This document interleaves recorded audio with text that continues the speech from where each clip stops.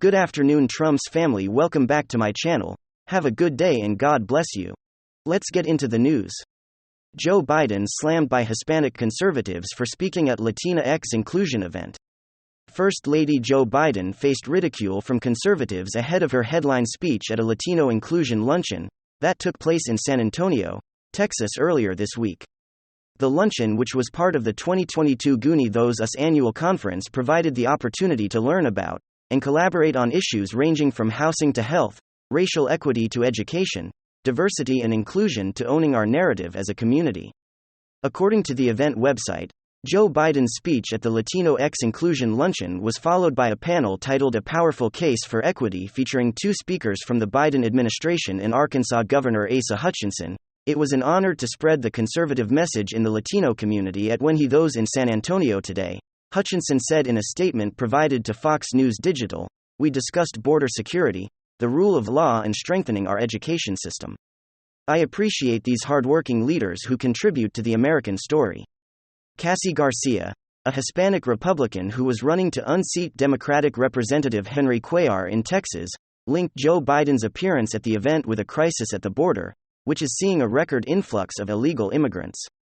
Garcia tweeted, "Maybe if we rebrand the southern border as South-Southern Border X, Joe Biden will finally visit Carolina." Amnesty, a Hispanic Republican running for the Florida House of Representatives, tweeted, "Everyone knows that not a single Hispanic uses Latina X. The reason why white corporations that Democrats keep imposing it on us is to control how we think about gender and thus how we vote. Unfortunately for them, we believe in God, family and freedom, not Marxism." Republican National Committee Latinos tweeted more failed Hispanic outreach from Democrats. Additionally, Representative Mayra Flores from Texas weighed in with a gif of a former Joe Biden speech in which the First Lady flubbed the pronunciation of CSIP. "We did it." Or "Yes, we can." Joe Biden's participation in the NEO's US event comes at a time when Hispanic voters who have traditionally supported Democrats have been drifting away from the party in recent years. A May survey from Quinnipiac University showed President Biden's approval rating among Hispanic Americans has plummeted to 26% compared to 55% the year prior. Meanwhile, Latinos themselves have roundly rejected the term Latino X, with 2021 poll finding only 2% of Hispanic voters used a term. The poll found that 40% of respondents said the term Latina X bothers them, and 30% indicated they would be less likely to support a politician who used the term. Biden to meet Mexican president as surge of illegal drugs and immigrants continued to cross border after snubbing the U.S. at last month's Summit of the Americas in Los Angeles. Mexico President Andrés Manuel López Obrador is set to meet President Joe Biden at the White House Tuesday. The left-leaning president, who recently called on Americans of Mexican heritage to vote against Texas Governor Greg Abbott, will be pushing his agenda, and observers hope the U.S. will be pushing back. Experts to Fox News Digital, the issues which should be raised between the two leaders are border security, illegal immigration and waste to stop the tidal wave of fentanyl and other illegal drugs coming into the U.S. The Mexican president has been quoted as saying that he is not going to prosecute or convict criminals and drug cartel leaders given human rights considerations, a policy known as hugs, not bullets. Jorge Castaneda, a former Mexican Secretary of Foreign Affairs and professor of politics at New York University, told Fox News Digital during the AMLO-Biden meeting, "There will be two moments: what is spoken in private and what is said in public. In public there will be praised and cuddles. They will talk about continuing to work together on all issues. Privately, I have the impression that there will be quite a few complaints on various issues, from the lack of support for the United States in the case of Ukraine and the lack of sanctions against Russia, through its refusal to attend the Summit of the Americas and its support to the dictatorship of Cuba, Venezuela and Nicaragua, to the lack of more forceful actions to stop illegal immigration, which continues to be a priority for Biden." On the curious timing of last week's massive fentanyl bust in Mexico, Castaneda said it seems that he only did it to look good before their meeting. But in reality, his policy of not prosecuting the drug traffickers and agreeing with them has repercussions in a greater volume of drugs entering the United States. The Mexican president was recently asked during a press conference about his expectations for his meeting with Biden and said the migratory issue is central. He also said that he wanted more help for Central America, as well as an increase in temporary work visas that he said would make for a more orderly flow of migration. Mexico-based economist Luis Dillich. I added the interesting thing is AMLO is going to take advantage of the meeting. And if Biden is going to make him pay for not attending the Summit of the Americas in Los Angeles, the most likely scenario is that they will achieve little because both governments are ineffective and have a lack of vision of what to do. Observers recommend that President Biden should pay closer attention not only to what AMLO and his delegation say in Washington, D.C., but especially to what they really do in Mexico. Elon Musk has now announced that he's pulling out of his Twitter deal. According to the Wall Street Journal, his showdown with Twitter has set the stage for what could become one of the most unusual courtroom battles in corporate takeover history, a spurned acquisition target that never sought to be bought, potentially trying to force the buyer who soured on details to see it through. In just over 3 months, Musk aggressively pursued a takeover of Twitter that first Twitter resisted, and then he prevailed. And then he reneged on while using the very platform to ridicule Twitter and its leaders and drop hints about his shifting intentions. With Musk's attempt to terminate his $44 billion takeover, Twitter says he plans legal action. In a statement on Friday, it indicated it will file a lawsuit in the Delaware Court of Chancery arguing that Musk has to close the agreed-upon deal. Basically, in order for us to show that the deal cannot close, he has to now demonstrate that there was some sort of materially adverse circumstance that prevented him from closing the deal, namely that Twitter lied to him in its materials. For example, Friday evening, he filed papers saying he wanted out, taking aim at Twitter on several fronts, saying the company violated the merger agreement. He accused Twitter of withholding data from him to verify facts about the business, and that its statements on the amount of spam on the platform represent material misstatements to regulators. He also argued the company was making critical changes to the ordinary running of the business without his consent, such as imposing a hiring freeze and layoffs. So basically, he said, he's gonna buy the company, on the basis of that they started making changes. And then he said, I don't like the changes that you're making, based on me saying, I'm gonna buy the company. I'm out. And also, you guys keep saying that there's only a certain amount of spam on the platform. I say, there's way more spam on the platform than you're letting on. The problem is it's very difficult for Twitter to actually know how much spam is on the platform. Because there's some accounts that look like bots that aren't bots. There are some accounts that are bots, but are actually owned by major corporations. For example, corporate law experts say Twitter appears to be on sounder legal footing than Musk. According to the Wall Street Journal, the filing didn't provide evidence to back up his assertion that the estimate was inaccurate, or an alternate calculation.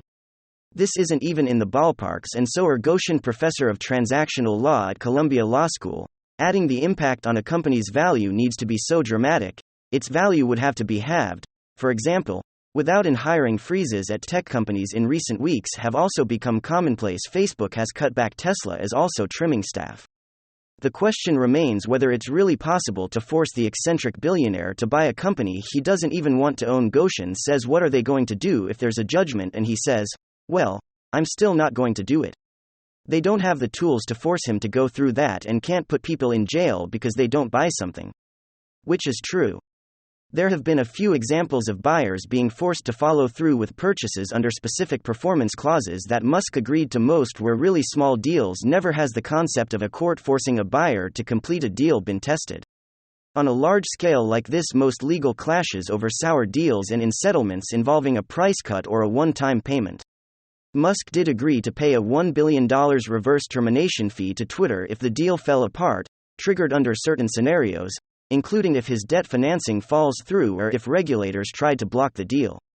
Neither has occurred in their bringing in all of the big legal guns. Twitter brought in Wachtell, Lipton, Rosen and Kasper, a massive New York-based law firm. Muskies using Skadden Arps, another massive, I believe, New York-based law firm. Twitter has already been working with Simpson, Datran, Bartlett, Emanuel Urquhart and Sullivan, which the California-based law firm. These are major legal players. By the way, the agreement caps at $1 billion, the man Twitter could sue for damages. So either they can force him to buy the whole company, and sue for that, which can be very hard to pry $44 billion out of somebody's pocket, or $1 billion to basically make him go away. The standoff leaves Twitter in a precarious position given that its prospects as a standalone company are daunting because of the digital advertising market and upheaval. The biggest problem for Twitter is that Twitter is a giant aggregation of data machine, but it doesn't actually earn a profit. In fact, according to the Dow Jones Industrial Average right now, Twitter's price-earnings ratio is something like 160. To put that in perspective, what that means that its earnings on a yearly basis. The price of the company with the market cap of the company is now 160 times the earnings of the company on a yearly basis. The normal company on the New York Stock Exchange is somewhere between 20 and 25. Ain't like on an annualized basis. That means that Twitter may be earning less money on an annualized basis than my company. Okay, my company ain't worth $44 billion. Musk offered $5,420 a share price. Originally, Twitter shares closed down at $3,681 on Friday. Okay, and right now, again, the Twitter price is dropping precipitously. Over the weekend, prior to the opening of the market, it was already down 5%. I think it's been dropped significantly further than that. Because the simple fact of the matter is that everybody was sort of counting on Musk coming in, revamping the platform, figuring out ways to monetize the platform. So this raises the question, what exactly Musk thought he was doing? Elon Musk is owning Twitter by not owning Twitter. But here is the thing. Twitter owns you because they have all your data. The sad thing is most of us have very little choice because when it comes to big tech, they basically grab all of your data, they aggregate it, they resell it. And this is true also if your ISP operates like a monopoly in the region that serves you, then they use that monopoly power to take advantage of customers. Worst of all, many ISPs log your internet activity, sell that data on to other big tech companies or advertisers. Prevent ISPs and other big tech companies from seeing my internet activity. I protect all my devices with ExpressVPN. So ask, what is ExpressVPN? So glad you asked. It's a simple app for your computer or smartphone and encrypts all your network data and tunnels it through a secure VPN server. So your ISP can't see any of your activity. Just think about how much of your life is on the internet. So every site you visit, video you watch or message you sad and gets tracked by ISPs or other tech giants, who can then sell your information for a profit. That is the reason I recommend ExpressVPN is the best way to hide your online activity from your ISP. And here's the thing, folks, ExpressVPN super easy to use. So I open up my ExpressVPN. Right now, sadly, it says that it was not connected. But behold, hit the button. Magically, it's connected, which means I am protected. ExpressVPN does all of that without slowing your connection, which is why it's rated number 1 by TechRadar, The Verge, and countless others. So stop handing over your personal data to ISPs and the other big tech giants mine your activity. And so off your info. Protect yourself with a VPN I trust to keep me private online. Visit expressvpn.com/Ben Shapiro Show to get 3 extra months for free. That's expressvpn.com/Ben Shapiro Show. Now there is a going theory out there that is pretty clever if this is what Musk was actually doing. So Musk, obviously, is the big shareholder in Tesla as the company that he started, the major automobile company that has such a backlog that I've ordered a Tesla like a year ago and still hasn't arrived. That's how bad the backlog is over a Tesla. There's a theory that's been put out there by Josh Wolf, the co-founder at Lux Capital.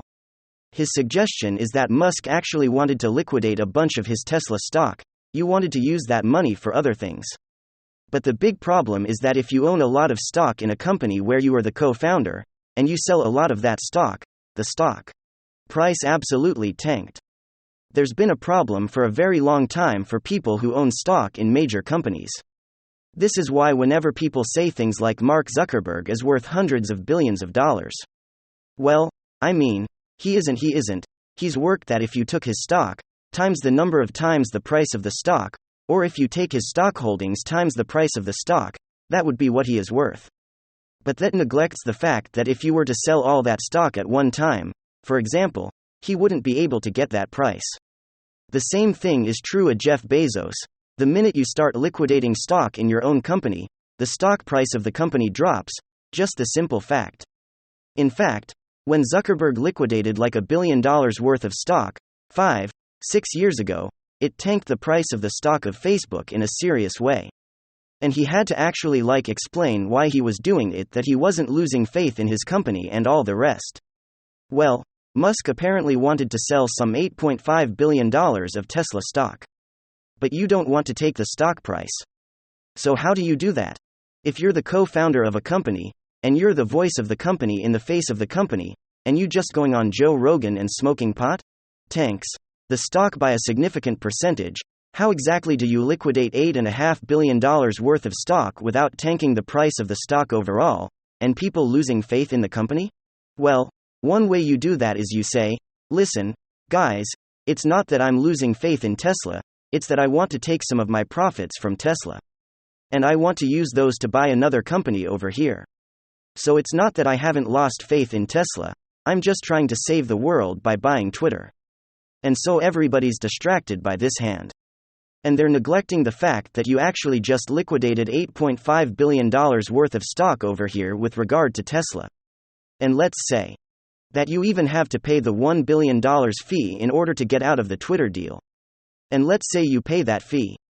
Well, now you get to take that as a loss, as a capital loss on your taxes.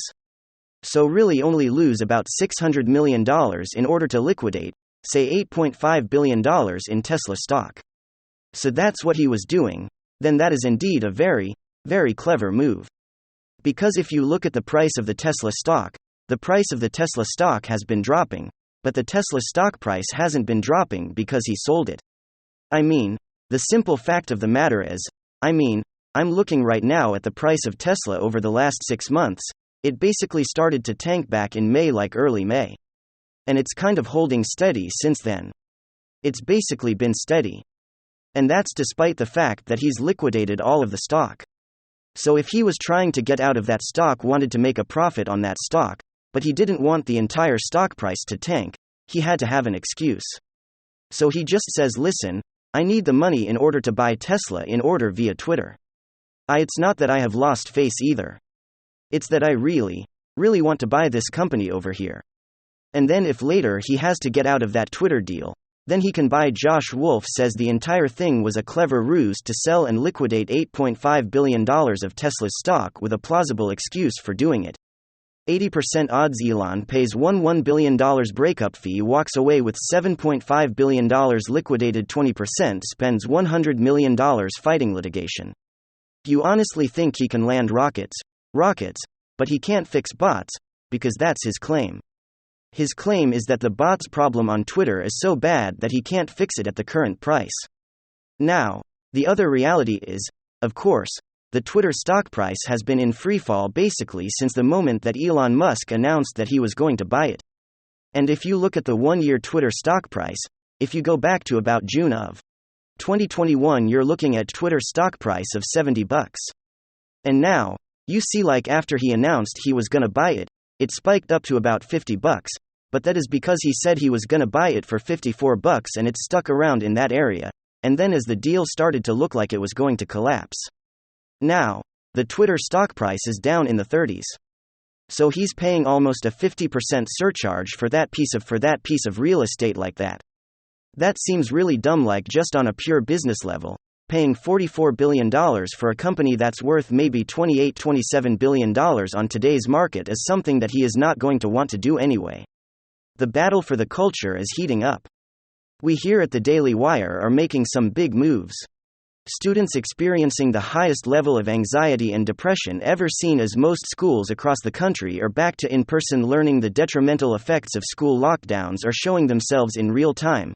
High levels of student depression and developmental and academic stunting. Quote, kids have the highest level of anxiety I've ever seen. Anxiety about basic safety and fear of what could happen. Colorado elementary school counselor Susan Gillian told the New York Times, which conducted a survey of 362 school counselors nationwide, quote, the fundamental schools for learning need to be retaught, said Georgia middle school counselor Tyranny. LinkedIn counselors, quote, described many students as frozen socially and emotionally at the age they were when the lockdown started. According to the Times, quote, something that we continuously come back to is that our 9th graders were 6th graders the last time they had a normative, uninterrupted school year. Chicago high school counselor Jennifer Fine said, she continues, quote, developmentally our students have skipped over crucial years of social and emotional development.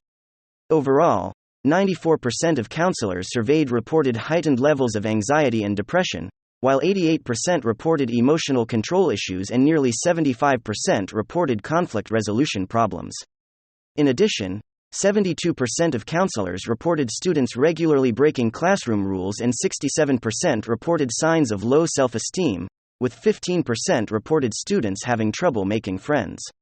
Massive leak at Uber shows shady business practices and lobbying of Joe Biden. 124,000 confidential internal documents from ride-sharing giant Uber were recently leaked to The Guardian, revealing that the company attempted to lobby Joe Biden and other world leaders while also hiding information from law enforcement and purposefully putting drivers at risk.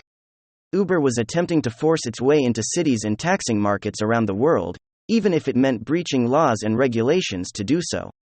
As the company faced a major pushback, it began to lobby prime ministers, presidents, billionaires, oligarchs, and media barons for support. Leaks messages appear to show company executives were well aware their actions violated various laws and regulations, with one joking that they had become pirates and others stating were just illegal. In one message, co-founder of Uber Travis Kalanick dismissed concerns over sending Uber drivers to a protest in France which would put them at risk of violence from opponents in the taxi industry. Quote, "I think it's worth it." He stated violence guarantees success. When Joe Biden, who was serving as vice president to Barack Obama, at the time of the communication was late for a meeting with Uber at the World Economic Forum at Davos, Kalanick texted a colleague stating, quote, "I've had my people let him know that every minute late he is one less minute he will have with me." After the meeting, Biden appeared to amend his prepared speech at the event to refer to Kalanick as a CEO who would give millions of workers, quote, "freedom to work as many hours as they wish, manage their own lives as they wish." Hopefully you folks enjoyed this chat this morning. Thank you for always watching and subscribing to the channel.